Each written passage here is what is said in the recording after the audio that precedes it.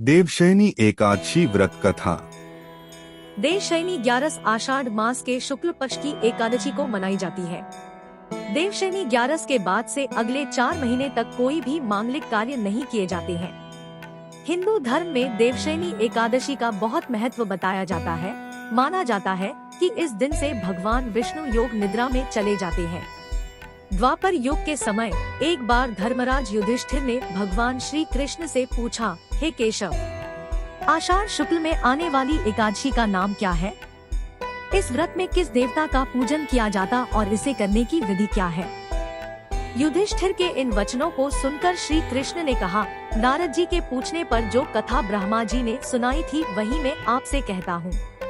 एक बार देवऋषि नारद जी ने ब्रह्मा जी से उत्सुकता के साथ इस एकादशी के बारे में पूछा। तब ब्रह्मा जी ने उन्हें कथा सुनना प्रारंभ किया। सतयुग में मांधाता नाम के एक चक्रवर्ती सम्राट राज्य करते थे। मांधाता के राज्य में प्रजा बहुत सुखी थी, किंतु भविष्य में के संदर्भ में कोई कुछ नहीं जानता। अतः वे भी इस बात से अनजान थे कि उनके राज्य में शीघ्र ही भयंकर अकाल पड़ने वाला है। 3 वर्ष तक वर्षा न होने के कारण उनके राज्य में भयंकर अकाल पड़ा गया। इस अकाल से चारों ओर त्राहि मच गई। पूरे राज्य में आई इस मुसीबत के कारण यज्ञ, हवन, पिंडदान, कथाव्रत आदि में कमी हो गई। मुसीबत से परेशान होकर प्रजा ने राजा के पास जाकर अपनी परेशानियों का वर्णन किया। राजा मांधाता तो पहले से ही इस स्थिति को परेशान थे। अपने राज्य का ऐसा हाल देखकर उन्होंने सोचा कि आखिर मैंने ऐसे क्या पाप किए हैं जिसका मुझे इस रूप में दंड मिल रहा है। राजा ने सोच विचार किया और फिर इस कष्ट से छुटकारा पाने के उद्देश्य से सेना को लेकर जंगल की ओर प्रस्थान किया। जंगल में विचरण करते हुए एक दिन राजा मांधाता की मुलाकात ब्रह्मा जी के पुत्र अंगिरा ऋषि से हुई। उनसे आश्रम पहुंचते ही राजा ने उन्हें साष्टांग प्रणाम किया। ऋषिवर ने आश्चर्य के साथ उनसे कुशल क्षेम पूछा। इसके पश्चात ऋषि अंगिरा ने राजा से जंगल में विचरने और उनके आश्रम में आने का प्रयोजन जानना चाहा।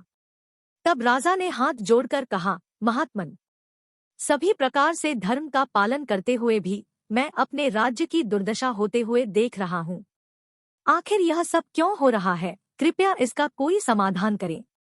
राजा के इन वचनों को सुनकर महर्षि अंगिरा ने कहा, हे राजन, यह सतयुग सब युगों से उत्तम है। इसमें छोटे से पाप का भी बड़ा भयंकर दंड मिलता है। इस युग में धर्म सभी ओर व्याप्त है। ब्राह्मण के अतिरिक्त किसी भी अन्य जाति के लोगों को तप करने का अधिकार नहीं है। लेकिन आपके राज्य में एक शूद्र तपस्या कर रहा है और यही कारण है कि आपके राज्य में इतने सालों से वर्षा नहीं हो रही है। जब तक वह काल को प्राप्त नहीं होगा तब तक यह दुर्भिक्ष शांत नहीं होगा। दुर्भिक्ष की शांति उसे मारने से ही संभव है। राजा ने मुनिवर की बातों का ध्यान से सुना, किंतु उनका हृदय एक निरपराध शूद्र तपस्वी का मारने के लिए तैयार नहीं हुआ। उन्होंने कहा, हे देव, मैं उस निरपराध को मार दूं, यह बात मेरा मन स्वीकार नहीं कर रहा है। कृपा करके आप कोई और उपाय बताएं। इस बात का उत्तर देते हुए महर्षि अंगिरा ने बताया, आषाढ़ माह के शुक्ल पक्ष की एकादशी का व्रत करें। इस व्रत के प्रभाव से अवश्य ही वर्षा होगी।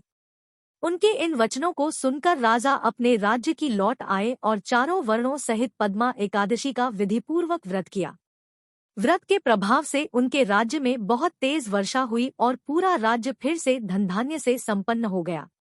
ब्रह्मा वैवर्त नामक पुराण में देवशयनी एकादशी का बहुत अधिक महत्व बताया गया है।